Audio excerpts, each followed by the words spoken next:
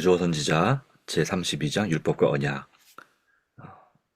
두 번째 시간입니다. 읽도록 하겠습니다. 하나님께서는 히브리 사람들과 외부 세계 사이에 분리의 장벽을 두시고 이스라엘이 아닌 이방인들에게는 당신의 보호와 사랑을 무척 제한하시고 오직 이스라엘에게만 집중적으로 주셨다고 생각하는 사람들이 많이 있다. 그러나 하나님께서는 당신의 백성이 자신들과 그들의 이웃 사이에 장벽을 세우도록 계획하지 않으셨다. 사랑이 무한하신 분의 마음은 땅의 모든 거민에게 미치고 있었다. 그들은 그분을 거절하고 버렸으나 그분께서는 끊임없이 자신을 그들에게 나타내도록 그들을 당신의 사랑과 은혜를 받은 사람으로 만드시려고 노력하고 계셨다. 선민들이 다른 사람들을 축복하도록 그분의 축복이 그들에게 허락되었다. 하나님께서는 아브라함을 부르시고 그로 번영케 하시고 영예롭게 하셨다. 그리고 아브라함의 성실함은 그가 체류하던 모든 나라 백성들에게 하나의 빛이었다. 아브라함은 주위에 있는 백성들과 담을 쌓고 살지 않았다. 그는 주위 민족의 왕들과 친근한 관계를 유지하였는데 그중 몇 왕들은 몹시 존경하는 태도로 그를 대했다. 그리고 그의 성실과 이기심 없는 정신, 그의 무용과 자비심은 하나님의 성품을 대표하였다. 메소포타미아에서, 가나안에서, 애굽에서, 그리고 심지어 소돔의 주민들에게까지도 하늘의 하나님께서는 당신의 대표자를 통하여 알려주셨다. 그와 같이 애굽 백성들과 그 강대한 왕국과 관계 있던 모든 민족들에게 하나님께서는 요셉을 통하여 자기 자신을 나타내셨다. 왜 여호와께서는 요셉으로 하여금 애굽 사람들에게 그토록 높임을 받도록 하셨을까?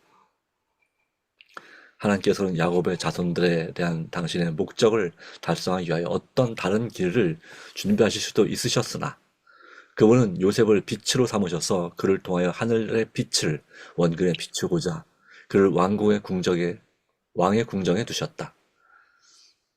비록 그 백성들은 우상 숭배하는 민족이었지만 요셉은 그의 지혜와 공의로 매일 생활의 순결과 인자로 백성들의 권익을 위해 애씀으로 그리스도의 대표자가 되었다. 모든 애굽 백성들이 감사와 찬양을 돌리는 그들의 은인을 통하여 저 이교의 백성들은 그들의 창조주와 구세주의 사랑을 바라보게 될 것이었다. 그와 같이 하나님께서는 모세를 통하여 지상 최대의 왕국의 보좌 옆에 한 빛을 주시고 누구든지 원하는 사람들은 다 참이요 살아계신 하나님을 배울 수 있게 하셨다. 그리고 애굽 사람들에게 주어진 이 모든 빛은 하나님의 손을 들어 그들을 심판하시기 전에 주어졌다. 아멘. 이스라엘을 애굽에서 구원하시는 일을 통해 하나님의 권능에 대한 지식이 원근에 전파되었다. 고전적인 여리고성의 주민들은 떨었다. 라합은 우리가 듣자 곧 마음이 녹았고 너희의 연고로 사람이 정신을 잃었나니 너희 하나님 여호와는 상천하지의 하나님이시라고 말하였다.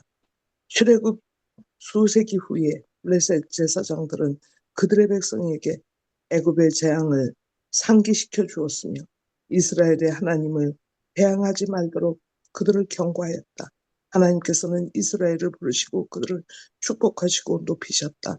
그러나 그들만이 당신의 율법을 순종함으로 은총과 축복을 받아서 그것을 독점하는 자들이 되게 하려 하심이 아니요 그들을 통해서 땅의 모든 거민들에게 당신을 나타내시고자 하심이었다. 바로 이 목적을 성취하기 위하여 하나님께서는 그들에게 주위에 있는 우상을 숭배하는 민족과 구별되도록 명하셨다. 하나님께서는 우상 숭배 그리고 그것과 관련되어 생기는 모든 죄를 가증히 여기셨으며 그는 당신의 백성에게 다른 민족과 섞여 그들의 소위를 본받아 하나님을 잊어버리지 않도록 명령하셨다. 그들의 마음이 그분에게서 떠나지 않도록 그분은 우상 숭배자들과의 결혼을 금하셨다. 하나님의 백성이 세속에 물든지 아니하고 순결해야 하는 것은 그때에도 지금과 똑같이 필요하였다. 그 정신은 진리와 의로움에 반대되기 때문에 그들은 그것에서 떨어져 있어야 하였다. 그렇다고 해서 하나님께서는 당신의 백성들이 독선적 배타심을 가지고 세상과 담을 쌓음으로 그들이 세상에 아무런 가마도 끼칠 수 없게 하시고자 한 것이 아니었다. 그리스도의 추종자들은 그들의 주님처럼 각 시대에 있어서 세상의 빛이 되어야 하였다. 구주께서는 산 위에 있는 동네가 숨기우지 못할 것이요 사람이 등불을 켜서 말 아래 두지 아니하고 등경 위에 두나니 이러므로 집안 모든 사람에게 비추느니라고 말씀하셨다. 집안은 곧 세상이다. 그분은 이같이 너희 빛을 사람 앞에 비치게 하여 저희로 너희 착한 행실을 보고 하늘에 계신 너희 아버지께 영광을 돌리게 하라고 부언하셨다.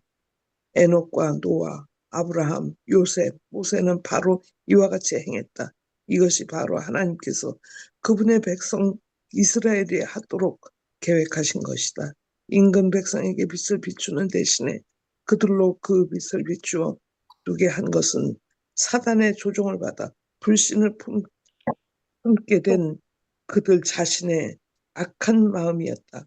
그들로 하여금 이교도들의 불의한 습관을 따르게 하거나 마치 하나님의 사랑과 돌보심이 그들에게만 있는 것처럼 거만한 배타심을 가지고 스스로 이방인과 담을 쌓게 한 것도 같은 완고한 정신에서였다.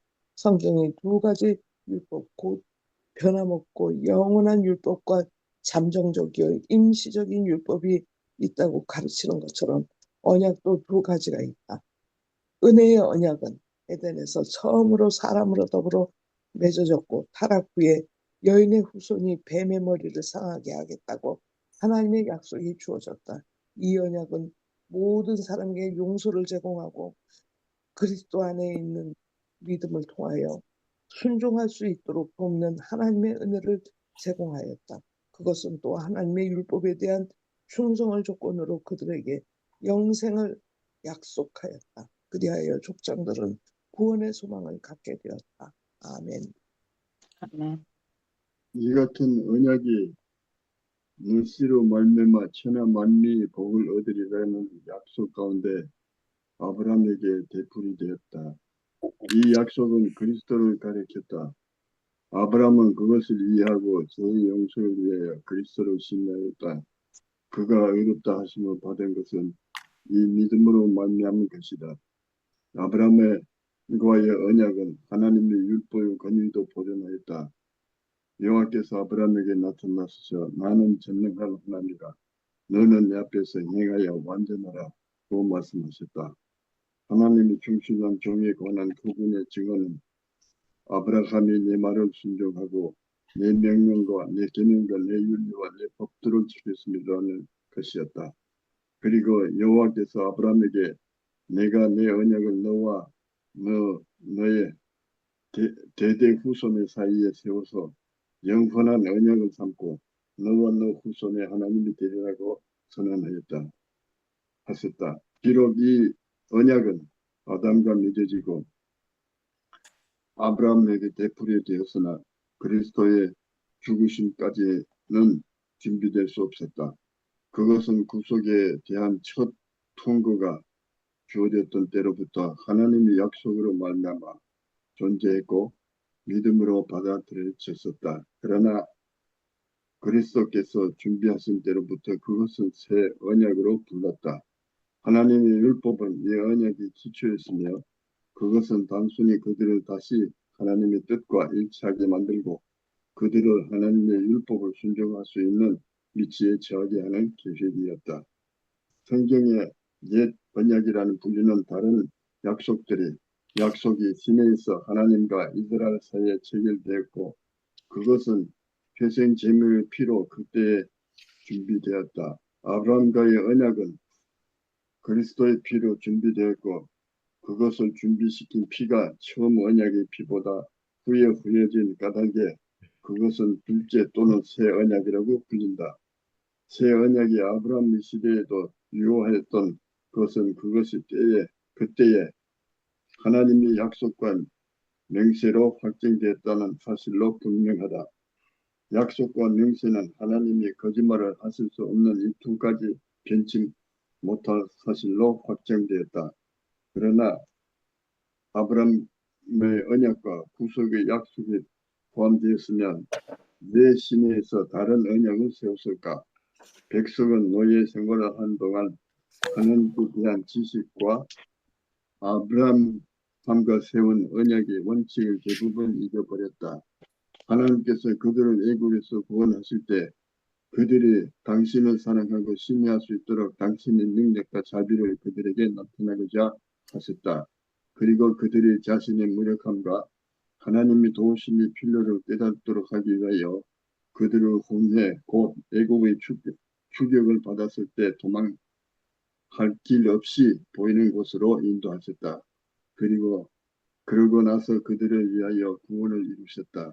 그리하여 그들의 하나님에 대한 사랑과 감사 그리고 그들을 도우시는 그분의 능력에 대한 신뢰를 채워줬다. 하나님께서 한세의 속박에서 그들을 구원하심으로써 그들을 자기 자신과 결속시키셨다. 그러나 그들의 마음에 새겨져야 할 더 큰 진리가 있었다. 그들은 우상 숭배와 부패 가운데서 살았으므로 하나님의 거룩하심 그들의 마음속에 가득 찬 죄악, 그들 스스로는 하나님 율법을 순종하기에 전혀 무능함, 구세주의 필요 등에 대하여 다른 개념을 가지고 있지 않았다. 이 모든 것은 그들을 배워야 하였다. 아멘. 하나님께서는 그들을 신의 광야로 인도하사 당신의 영광을 나타내 보이시고 그들에게 순종을 조건으로 큰 축복을 약속하시면서 당신의 율법을 주셨다. 너희가 내 말을 잘 듣고 내 언약을 지키면 너희가 내게 대하여 제사장 나라가 되며 거룩한 백성이 되리라. 백성은 그들의 마음의 죄악과 그리스도 없이는 그들이 하나님의 율법을 지킬 수 없다는 것을 인식하지 못하면서도 선뜻 하나님과 언약을 맺었다. 자신들의 의를 세울 수 있으리라는 생각으로 그들은 여호와의 모든 말씀을 우리가 준행하리이다 라고 선언하였다. 그들은 엄청난 위험 중에 율법이 선포되는 것을 목격하고 산 앞에서 무서워 떨었다. 그러고도 불과 몇 주일이 지나지 않아 그들이 하나님과 세운 언약을 깨뜨리고 새긴 우상에게 엎드려 경배하였다. 그들은 그들이 깨어버린 언약을 통해 하나님의 은총을 바랄 수 없었다. 그리고 나서야 이제 그들은 자신들의 죄악과 용서의 필요를 깨닫고 그들은 아브라함과의 언약에 나타나 있는 희생제물로 예표된 구제의 필요성을 느끼게 되었다. 그리하여 그들은 믿음과 사랑으로 그들을 죄의 속박해서 구원하시는 하나님께 매달렸다. 이제 그들은 새 언약의 축복을 바로 평가할 준비가 되어 있었다. 옛 언약의 조건은 순종하라. 그리하면 살리다 였다. 사람이 이를 행하면 그로 인하여 살리다. 그러나 이 율법의 모든 말씀을 실행하지 아니하는 자는 저주를 받을 것이다. 새 언약은 더 좋은 약속, 즉 죄의 용서와 약속과 마음을 새롭게 하고 마음을 하나님의 율법과 원칙과 일치하게 하는 하나님의 은혜의 약속 위에 세워졌다. 나 여호와가 말하노라. 그러나 그날 후에 내가 이스라엘의 집에 세울 언약은 이러하니 곧 내가 나의 법을 그들의 속에 두며 그 마음을 기록하여 내가 그들의 죄악을 사하고 다시는 그 죄를 기억지 아니하리라. 돌판에 새겨진 같은 율법의 성령에 의하여 마음판에 기록된다. 자신의 의로움을 세우려 하는 대신 우리는 그리스도의 은혜를 통하여 우리 마음에 기록된 하나님의 율법에 순종하는 세계를 살 것이다. 그리스도의 영의 임재로 우리는 그분께서 행하신 대로 행할 수 있다. 그분은 선지자를 통하여 자신에게 대하여 나의 하나님이여 내가 주의 뜻을 행하기를 즐기오니 주의 법이 나의 심중에 있나이다 라고 선언하셨다. 그리고 사람들 중에 계실 때 그분은 내가 항상 그의 기뻐하시는 일을 행함으로 나를 혼자 두지 아니하셨느니라 고 말씀하셨다. 사도 바울은 새 언약하에서 믿음과 율법 사이의 관계를 분명히 나타냈다. 그는 다음과 같이 말한다. 우리가 믿음으로 의롭다 하심을 얻었은즉 우리 주 예수 그리스도로 말미암아 하나님으로 더불어 화평을 누리자. 그런즉 우리가 믿음으로 말미암아 율법을 폐하느냐? 그럴 수 없느니라.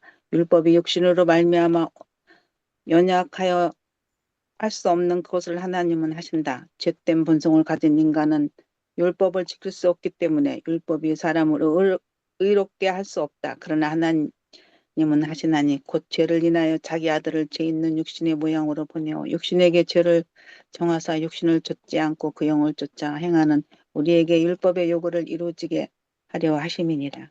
하나님의 사업은 비록 발전의 정도가 다르고 같지 않은 시대의 사람들이 필요에 응하기 위하여 그분의 능력에 나타남 또한 다를지라도 모든 시대를 통하여 한결같다. 최초의 복음의 약속에서 시작하여 족장들의 시대와 유대인 시대를 지나서 현대에 이르기까지 구속의 경륜 가운데 있는 하나님의 목적들이 서서히 전개되었다. 유대인의 율법의 의식과 의례에서 예포된 구주는 복음에 나타난 구주와 같은 분이다.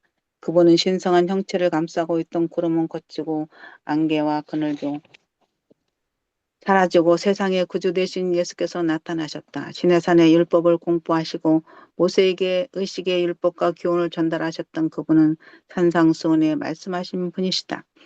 그분께서는 율법과 선지자의 기초로 제시하신 하나님께 대한 사랑의 대원칙은 그가 모세를 통하여 히브리 백성에게 주신 말씀을 반복하신 것에 지나지 않는다. 이스라엘아 들으라. 우리 하나님 여호와는 오직 하나이신 여호와이시니 너는 마음을 다하고 성품을 다하고 힘을 다하여 내 하나님 여호와를 사랑하라. 이웃사랑하기를 내 몸과 같이 하라. 두 시대의 교사는 같은 분이며 하나님의 요구들도 같고 그분의 통치 원칙도 같다. 왜냐하면 이 모든 것이 변함도 없으시고 회전하는 그림자도 없으신 그분에서 나왔기 때문이다. 아멘. 말씀하셨습니다. 네, 오늘 이 말씀 가운데서 주시는 율법과 언약 이 부분에 있어서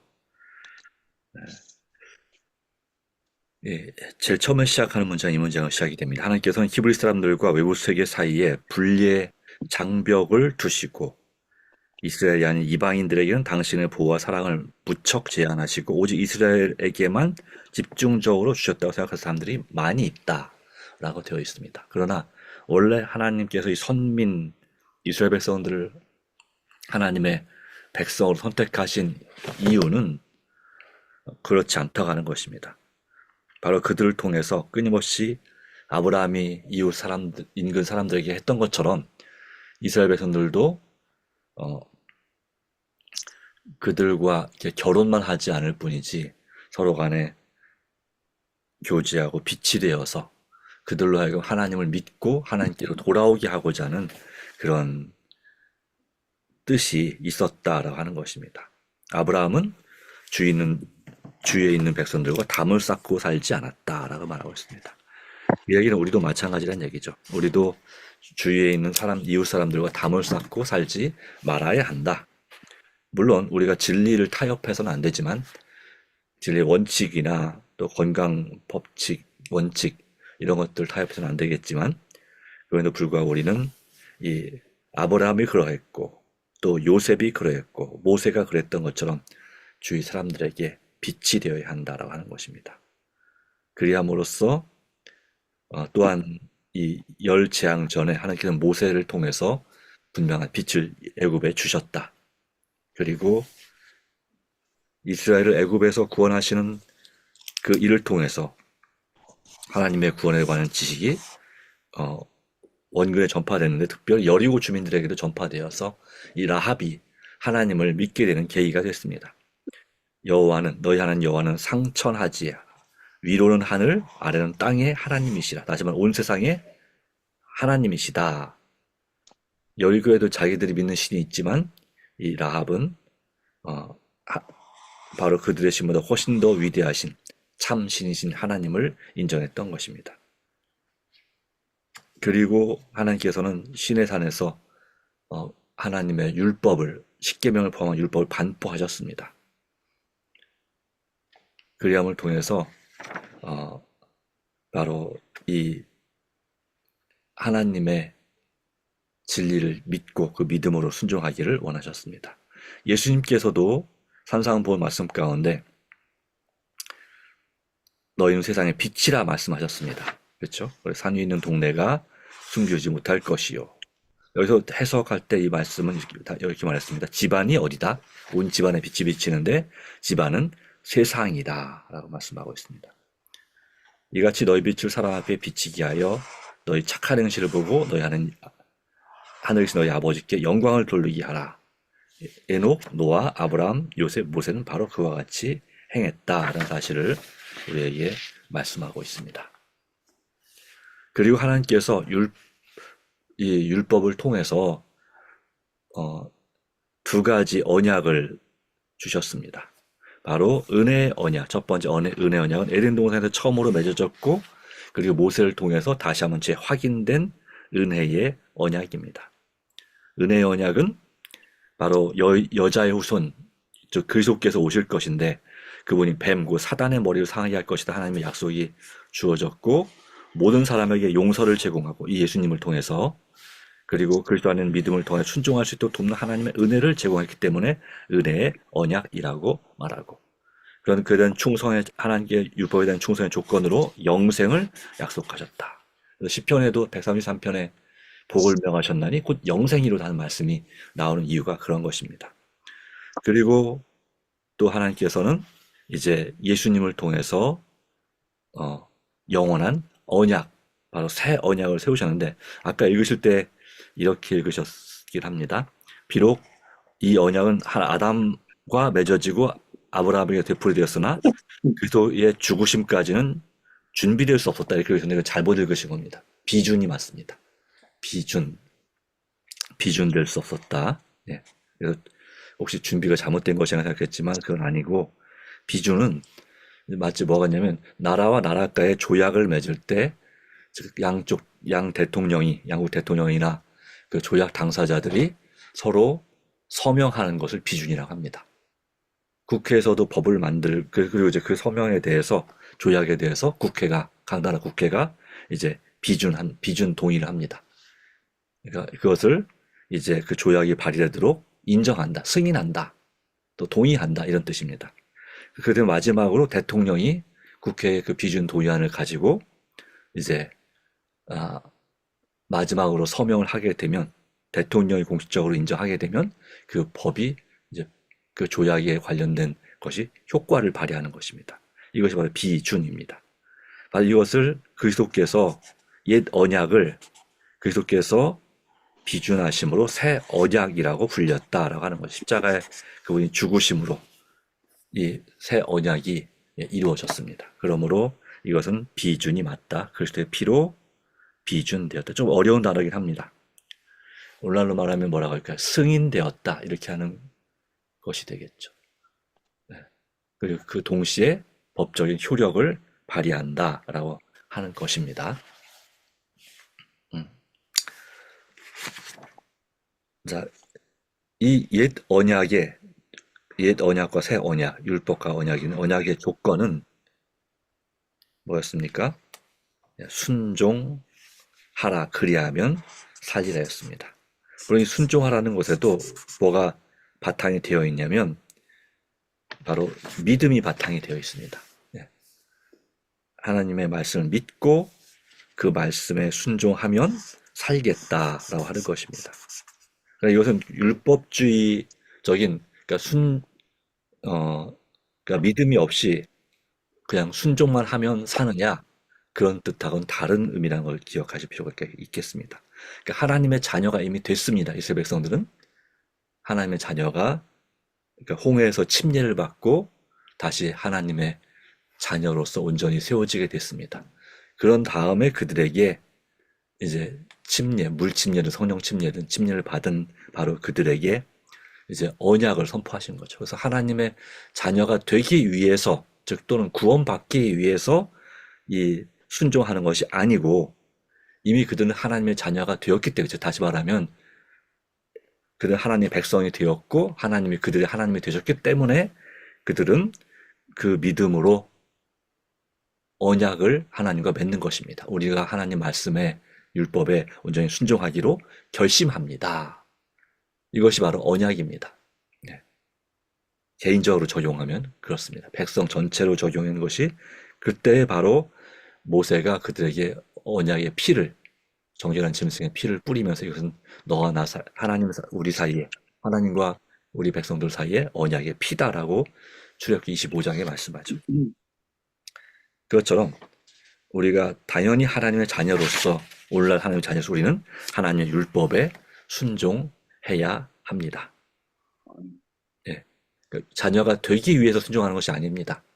자녀니까 순종하는 것입니다. 그렇죠? 우리가 안식일을 기억하여 거룩히 지키는 안식을 포함한 10계명을 또 부모를 공경하라는 그 계명을 지키는 이유도 그걸 지켜야 천국 가는 것이고 뭐 아주 틀린 얘기는 아니지만 그걸 지켜야 구원받는 것이 아니고 이미 예수 믿음으로 보혈의 구원을 구원받았기 때문에 우리는 하나님의 계명을 지키기로 결심하고 너희가 나를 사랑하면 나의 계명을 지키라. 그 계명을 지킴으로써 우리가 하나님의 사랑함을 보여드리는 것입니다. 증명하는 것입니다. 그리고 여기에 마지막에 보면 그 돌판에 새겨진 율법이 성령에 의하여 마음판에 기록된다라고 되어 있습니다. 네. 이 말씀은 예레미야 31장 33절에 이제는 나의 법을 돌비에 기록했던 나의 법을 마음에 기록하겠다는 말씀이 있습니다. 그것을 이제 히브리서 8장 10절에 다시 한번 반복하고 있죠. 그렇게 될 때에 10편 40편의 말씀처럼 나의 하나님이여 내가 주의 뜻 행하기를 즐기오니 주의 법이 나의 심중에 있나이다라고 고백하는 그런 성도가 됩니다. 그러므로 우리는 새 언약, 예수 믿음으로 우리는 하나님의 이제 율법을 계명을 지키는 하나님 사랑과 이웃 사랑을 실천하는 성도가 됐습니다. 네, 그렇죠. 그리고 그런 성도의 자격을 얻었습니다. 그러므로 우리는 믿음으로 의롭다 하심 얻었은즉 예수 그리스도와로 말미암아 하나님과 더불어 화평을 누리자. 네. 우리의 모든 것을 하나님의 계명을 지키게 하고 선을 행하게 하도록 도우시는 분은 우리 안에 계시는 예수 그리스도십니다. 성령의 침례를 통하여 예수 믿음으로 우리는 하나님의 계명을 지킬 수 있습니다. 그렇기 때문에 이 산상보훈, 예수님께서 이 땅에 오셔서 산 위에서 말씀하시는 그 산상보훈은 구약의 시내산에서 율법을 반포한 바로 그 하나님의 율법의 교훈을 전달한 것이다라고 하는 것이고, 그리고 말씀하기를 그 시내산에서 율법을 선포하신 분과 갈릴리에 있는 호숫가의 한 산 위에서 팔복산에서 바로 산상수훈을 말씀하신 분은 같은 분이시다 라고 하는 것입니다. 같은 교사이시다라고 했죠. 그렇게 믿어지십니까? 아멘. 아멘. 네. 이웃사랑 내 몸과 같이 알아 라고 레위기 19장 18절에 말씀하신, 그리고 이 하나님을 사랑하라고 마태복음 22장 30절 40절에 말씀하신 두 시대의 교사는 같은 분이에요. 하나님의 요구들과 같고 요구들도 같고 또 그분의 통치 원칙도 같다. 네. 사랑으로 섬기는 것입니다. 그리고 믿음으로 순종하는 것입니다. 이 원칙은 구약 시대나 지금이나 또 범죄 전이나 범죄 후나 원칙은 같습니다. 같은 하나님에게서부터 나왔기 때문에 이런 의미에서 우리는 하나님의 이제 새 언약, 옛 언약을 다시 한번 반복한 좀 확장시키고 재해석한 이 새 언약에 따라서 믿음으로 살아가는 것입니다. 하나님의 은혜가 함께하기를 간절히 소망합니다. 기도하겠습니다. 아멘. 예, 기도하겠습니다. 하나님 주신 귀한 은혜 감사합니다. 오늘로 주신 말씀을 인하여 감사합니다. 우리의 마음에 이제 언약을 다시 한번 확인하시는 주님의 은혜를 다시 한번 생각합니다. 우리 마음에 주님께서 살아계시고 그 주님께서 그리스도께서 우리에게 구약의 언약 또 신약의 새 언약 그 이 말씀을 우리에게 주셨으니 이제 우리도 믿음으로 바로 예수 믿음으로 하나님의 계명을 지키는 마지막 때의 성도가 되기를, 성도들의 인내를 우리 삶에서 증명하기로 결심하오니 아멘. 성령 하나님 충만히 역사해 주시고 예수님께서 우리 삶을 주장하셔서 오직 주님의 뜻대로 사는 것이 우리 삶의 기쁨이 되고 또 감사함이 되고 주님을 그러함으로 주님을 정말 사랑하고 우리 이웃과 담을 쌓는 대신에 이웃을 우리 자신과 같이 사랑할 수 있는 진정한 성도가 되게 하여 주시옵기를. 그리함으로 주님 앞에 믿음으로 말미암아 의롭게 된다는 이 말씀이 우리 삶에서 실천되는 삶, 하나님과 동행하는 그러한 의로운 사람들이 되게 하여 주시옵기를 그리스도이신 예수님의 이름으로 간절히 기도합니다. 아멘. 아멘. 아멘. 네, 감사합니다. 오늘도 네, 주님 말씀대로 감사합니다. 믿음으로 승리하시기 바랍니다. 감사합니다.